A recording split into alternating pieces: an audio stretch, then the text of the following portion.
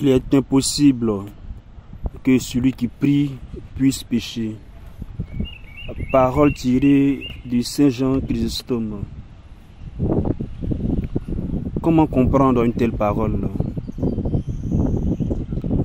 Nous avons notre texte d'appui, 1 Jean chapitre 5, verset 18, il est écrit: nous savons que quiconque est né de Dieu ne pêche pas, mais l'engendré de Dieu le garde, et le mauvais n'a aucune emprise sur lui. Chers abonnés, voici le thème que nous allons aborder aujourd'hui et notre texte d'appui. Dans ce verset, il nous est révélé que pour ne pas pécher, il faut être véritablement né de Dieu. Oh, chers abonnés, vous et moi, depuis notre baptême, nous avons reçu cette nouvelle naissance spirituelle. Oui, cette nouvelle vie est en nous. Mais cette vie divine en nous doit grandir, s'éveiller et mûrir. C'est à cette seule condition que nous serons vainqueurs du mal. À ce propos, j'ai écrit un livre, Vaincre la chair, triompher du péché. Le lien est dans la description de cette vidéo. Alors, si tel est le cas, si depuis notre baptême, nous avons reçu cette nouvelle naissance spirituelle, comment se fait-il que, aujourd'hui encore, étant nés de Dieu, nous continuons de pécher? Nous commettons encore le mal. Cela s'explique tout simplement. Certes, nous sommes nés de Dieu, mais cela ne suffit pas en soi. Nous devons produire les fruits qui témoignent de cette renaissance. Car Paul pourra dire: n'éteignez pas l'esprit. En 1 Thessaloniciens chapitre 5, verset 19. Chers abonnés, pour que nous arrivions à être vainqueurs du mal, à ne plus commettre le péché, il faut que tout simplement cette vie nouvelle dans laquelle nous avons été admis depuis notre baptême, nous ayons éveillé en nous le Saint-Esprit de Dieu que nous avons reçu. C'est l'un des signes intérieurs de notre filiation divine. Cette présence du Saint-Esprit en nous. L'Esprit est en nous. Mais n'oublions pas, comme nous l'avons dit, nous ne devons pas l'éteindre. Il faut que le Saint-Esprit qui est en nous soit éveillé. C'est en cela que, à 2 reprises, Paul, dans ses 2 lettres à son fils Timothée, dira: ne néglige pas le don de Dieu qui est en toi, depuis que je t'ai imposé les mains. 1 Timothée chapitre 4, verset 14. Et en 2 Timothée chapitre 1, verset 6, Paul reviendra encore sur ses propos en disant: c'est pourquoi je te rappelle de raviver le don de Dieu qui est en toi. Chers abonnés, à partir de notre texte d'appui, nous disons que pour que nous ne puissions commettre le péché, il faut que absolument nous soyons nés de Dieu. Et quel est le signe tangible, intérieur, qui manifeste réellement que nous sommes nés de Dieu? C'est tout simplement la présence éveillée du Saint-Esprit en nous. C'est à cette seule condition que effectivement nous pourrons vaincre le mal. C'est à cette seule condition que nous allons être protégés et en pensée et dans le cœur, que nous ne puissions en aucun cas commettre le mal, commettre le péché. C'est en cela que Saint Jean Chrysostome pourra dire: il est impossible que celui qui prie puisse pécher. Pourquoi? Puisque l'un des buts de la prière, comme dira Saint Séraphin de Sarov, c'est l'acquisition du Saint-Esprit. Chers abonnés, si nous prions réellement comme il se doit,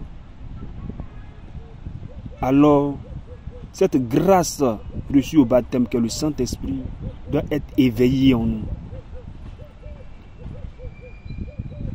Et puisque dès le baptême, l'Esprit de Dieu est en nous, comme nous avons l'habitude de dire, tout simplement, il faut éveiller cet esprit-là qui est en nous. Aussi simple que ça. Mais comment allons-nous faire pour l'éveiller? C'est la question que nous pourrons nous poser. Comment faire pour éveiller le Saint-Esprit en nous?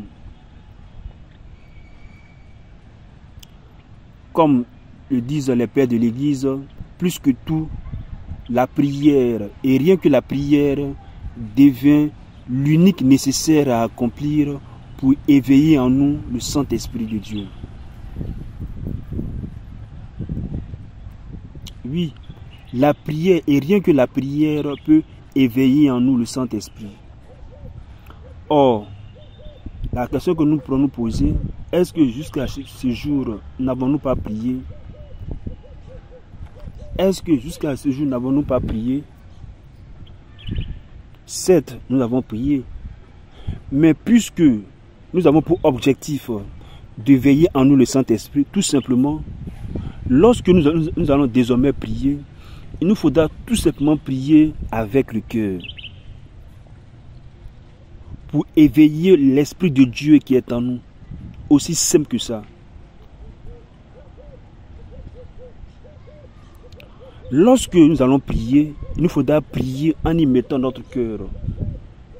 D'où l'expression prier avec le cœur.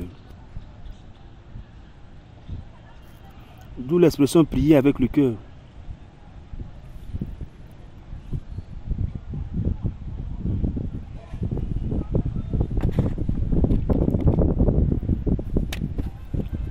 Et nous pourrons comprendre que pourquoi aujourd'hui, dans les apparitions qui ont lieu à Medjugorje, notre mère, la très sainte Vierge Marie, dans ses messages qu'elle laisse aux voyants pour la conversion, la Vierge très souvent revient sur ses propos en disant de prier le rosaire et de le prier avec le cœur.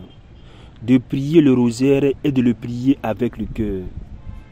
Et pourquoi notre Mère du ciel pourrait-elle nous inviter à cette manière de prier aussi simple que cela, comme nous l'avons dit, sachant que le Saint-Esprit est en nous et c'est lui la nouveauté chrétienne dans laquelle nous sommes rentrés. C'est par l'Esprit, par lui, avec lui et en lui que nous allons vivre cette vie nouvelle d'enfants de Dieu, de sorte à ce que nous soyons vainqueurs du mal, de sorte à ce que nous ne puissions commettre en aucun cas le péché. Voilà. Voici ce pourquoi nous sommes amenés à prier et à prier avec le cœur. Lorsque nous prions avec le cœur, et pour nous catholiques, lorsque nous prions le rosaire avec le cœur, alors le but final, c'est d'éveiller en nous le Saint-Esprit. Alors, une fois que l'Esprit de Dieu sera éveillé en nous, c'est alors que nous serons gardés de tout mal, de tout péché, et le mauvais n'aura aucune emprise sur nous. Tant que, en tant que chrétiens, nous allons faire notre effort d'éveiller en nous le Saint-Esprit, il sera difficile de vivre sans péché. Il sera difficile de vivre sans péché. Car c'est Dieu qui, selon 1 Thessaloniciens chapitre 5, verset 23, C'est Dieu qui nous garde. Nous prenons le verset 1 Thessaloniciens chapitre 5, verset 23.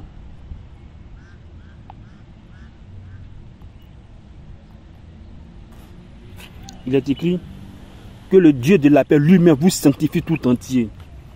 Que votre cœur, que votre esprit, votre âme et votre corps soient tout entier gardés sans reproche pour la venue de notre Seigneur Jésus-Christ. Cher abonné, voilà. Lorsque, par la prière avec le cœur, nous arrivions à éveiller en nous le Saint-Esprit, c'est alors que Dieu lui-même, par son esprit qui est en nous, nous sanctifie tout entier afin que notre esprit, notre âme, notre corps soient tout entier gardés sans reproche pour la venue de notre Seigneur Jésus-Christ. Raison pour laquelle Saint Jean Chrysostome pourra dire, celui qui prie, il est impossible que celui qui prie puisse pécher. Pourquoi? Parce que lorsque nous prions avec le cœur, nous éveillons en nous le Saint-Esprit de Dieu. Et lorsque l'Esprit de Dieu est éveillé en nous, et notre esprit, et notre âme, et notre corps sont tout entiers gardés sans reproche pour la venue de notre Seigneur Jésus-Christ. Aussi simple que ça. Donc nous comprenons, nous voyons un peu l'importance de ce que c'est que la prière et surtout de ce que c'est que la prière avec le cœur. Chers abonnés, nous sommes invités à prier résolument et à prier avec le cœur. Pourquoi devons-nous prier avec le cœur? Puisque nous avons pour but d'éveiller l'Esprit de Dieu qui habite notre cœur. Raison pour laquelle, lorsque nous prions, nous devons y mettre notre cœur. C'est la seule condition.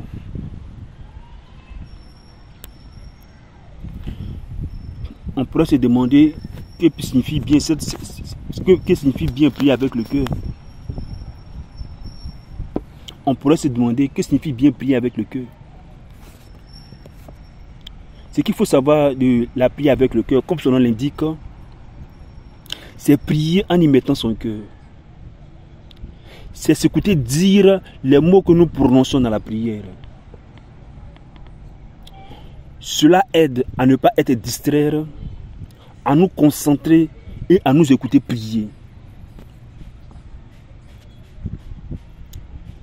Et pour nous catholiques, lorsque nous prions, que ce soit le chapelet ou le rosaire, avec le cœur, il faut prendre soin de le faire lentement et avec attention. Le faisant, ainsi, chaque Je vous salue Marie devient un dialogue avec la Vierge Marie. Lorsque nous prions ici, il ne faut surtout pas se précipiter, mais de prendre le temps de savourer chaque mot, en étant attentif à chaque parole que nous prononçons. Cette manière de prier transforme la prière en un moment de connexion avec Dieu. Lorsque nous prions notre rosaire ou encore notre chapelet, comme l'avons dit, tout simplement, il faut impliquer son cœur. De là, chaque Notre Père, chaque Je vous salue Marie et chaque gloire au Père doit être récité avec une attention sincère. Voilà ce que nous pouvons retenir de la prière avec le cœur. Chers abonnés, il est impossible que celui qui prie puisse pécher.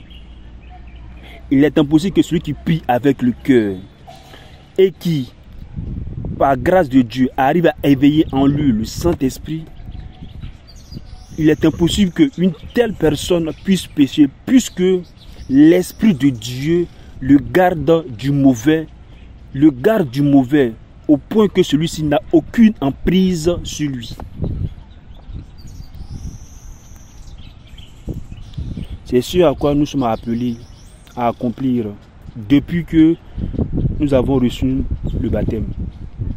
Nous sommes appelés tout simplement à prier avec le cœur pour éveiller en nous le Saint-Esprit et par la suite accomplir la vie chrétienne comme sur des roulettes, aussi simple que cela soit. Chers abonnés, voici le thème que nous avons voulu partager aujourd'hui avec vous. Si ce message vous a touché, n'oubliez surtout pas de le partager, de vous abonner à notre chaîne Prier avec le cœur et surtout, apprêtez-vous pour la prochaine sortie de notre application Prier avec le cœur. Dans cette application, vous aurez toutes les fonctionnalités que sont les offices en direct, notamment les loads, le milieu du jour, les vêpres et les complis. Par la suite, vous aurez la messe en direct. En deuxième point, vous aurez également le chapelet prié en direct également au travers de cette application. Dans notre application à prier avec le cœur, nous vous offrons les lectures quotidiennes ainsi que les lectures de chaque dimanche. Dans l'application, vous aurez droit à des formations spirituelles basées sur la prière avec le cœur. Toujours dans notre application, vous aurez la possibilité de vous entretenir directement avec le fondateur de cette application. Dans la rubrique l'auteur vous parle. Également, cette application met à votre disposition sa boutique dans laquelle vous pouvez trouver tous les objets de piété ainsi que nos différents livres. Merci de faire bon accueil de cette application et que le Seigneur vous bénisse. À la prochaine pour un autre enseignement. D'ici là, portez-vous bien.